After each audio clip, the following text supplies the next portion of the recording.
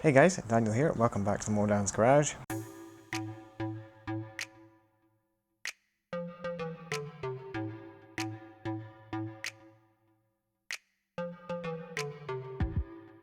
And today I'm going to show you how to remove and refit the fuel tank on my BMW 1150gs. Now it's a real simple job to do, anybody can do this at home. A couple of simple hand tools is all you need.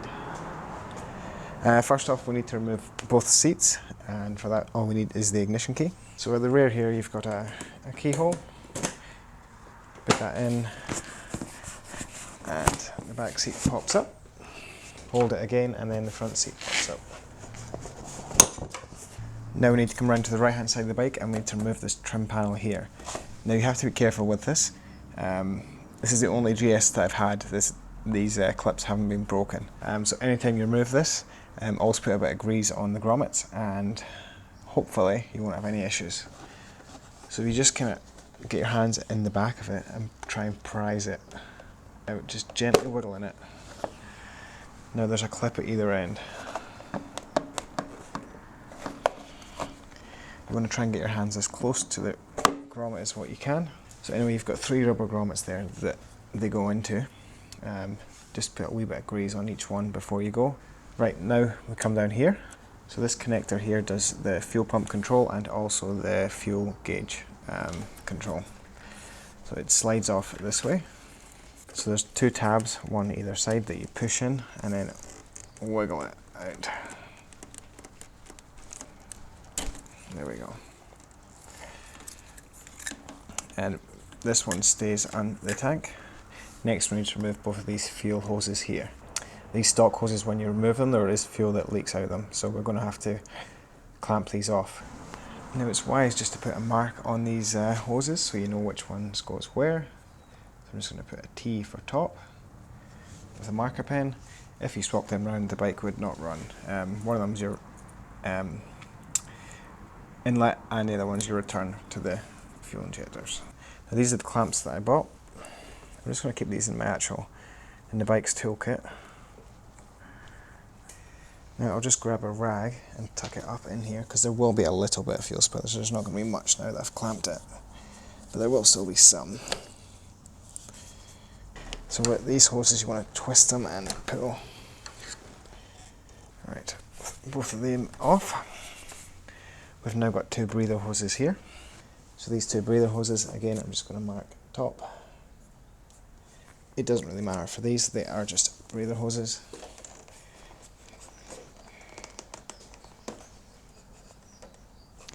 Another thing you could do is just take them off like that, so they can only go one way.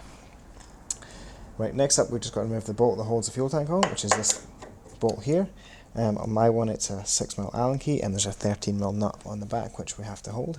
Can I get a spanner in the back there? And then slacken it off.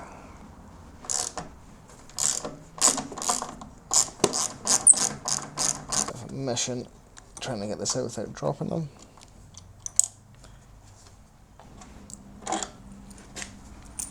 Now the tank's ready to lift off. Before we do that, I just want to get an area ready to put the tank on. So I've got this big box here. I've just got a heap of bike covers on there, so I can just chuck it on there. There's no risk of it getting scratched. So all we want to do is lift the rear of the tank up out of this where it bolts in there, and then just pull it back. Now the least amount of fuel you've got in here the better, because it is a big tank, 22 litres, so it can be quite heavy depending on your fuel load. I've been running around for about a week now with my fuel light on, so there shouldn't be much in here. And let's go.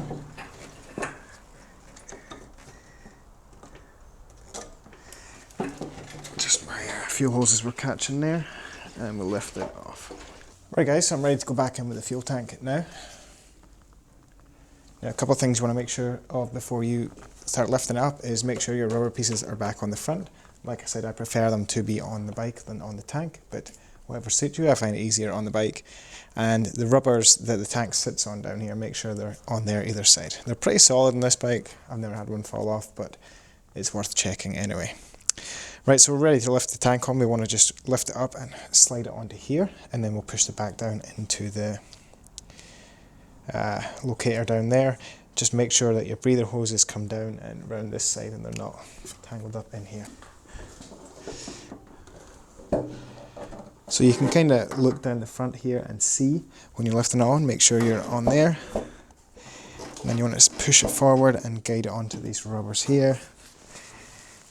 And just watch all my fuel lines.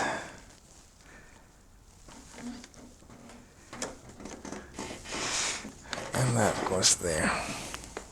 Where it locates into the frame, my bike is it's bent a little bit. So that's why it is tight. But it's fine. We'll come down here and just put our breather hoses back on. So as you've seen earlier, I did mark them, but I also took them off in a manner that they can only go on one way. I keep calling them breather hoses. One's a breather and one's the overflow. So that's cool. Now we want to come down here and put our fuel lines back on. Now you'll notice I don't have the clamps on here because I actually just replaced all the fuel lines and the fuel filter. I'll have a separate video on that coming shortly. And I didn't actually transfer the mark over onto the new ones, so we're just going to have to put them on and hope for the best, and we'll swap them around if I'm wrong. So on my old one I had just your normal hose clamp there, and what that does when you tighten it up, there's a bit in there that screws around and it ends up damaging the hose. So I changed it to these ones here, which they don't damage the hose and they pull a lot more evenly. These other ones tend to pull it sort of oval. When you get to one tight, this one can only pull it round. These ones are very size specific, so this is between 12 and 14 millimeters, whereas these other ones are very universal. That's why they pull it sort of oval. These are much better fitting, especially on a fuel injected system, or really any system. It's just a much better way of doing it. Right.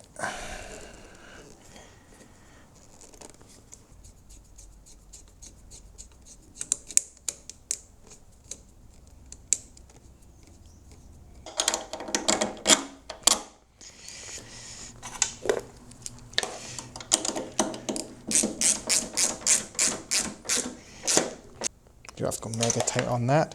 I think the reason why that mount is bent is because somebody over tightened it in the past. I'll flash up what the torque is and I'll leave it in the description if you want to torque it. Right, we'll just start the bike up, make sure it runs okay, make sure those fuel lines are fitted in the correct manner, and then we'll put the cover on.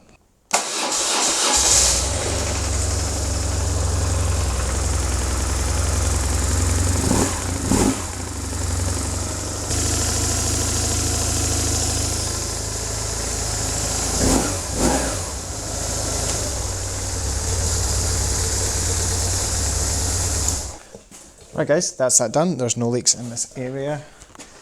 So all we've got to do now is just put this side cover back on. Now like I said, put some grease in these grommets. I greased the crap out of these last time, so they're all good, but I'd probably do it every time if you had them off. I had this off it's literally done no case since then. And it just pushes on nice and easy. Like I said, this is the only bike I've had where they've not been broken, so you do have to be careful with them. And now we've just got to put the seats on. Now I've mentioned it in previous videos, but you can see the two height adjustments there for the 1150s for the seats. If you want to raise or lower your bike, or your seat anyway, it's easily to do so. Now I run my bike on the high seating position because I'm about 5'6" with 30-inch inseam. I get cramped legs quite easy. That's that. Pushes down.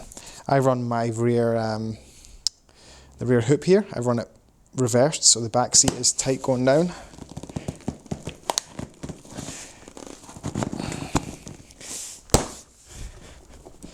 And that clicked in there. The only reason I run that in reverse is it just gives me maybe It gives me a good bit actually, more on the rear rack there. Right guys, that's just a quick video on showing you how to remove and refit the fuel tank on your 1150gs. It's the same process on 1100gs as well. I just want to make this a separate video because there's loads of jobs that I'm doing now that requires the tank on and off, and I just didn't want to repeat it constantly. So coming up shortly, I'm doing a fuel filter change in there, changing all the fuel lines internally, and I'm also doing Eastern Beaver fitment and heated grip fitment and heaps of stuff actually. So if you like that video, mind give me a thumbs up and subscribe to the channel, and you'll see those videos coming up shortly. And as usual guys, thanks for watching, and I will catch you all next time. See you later.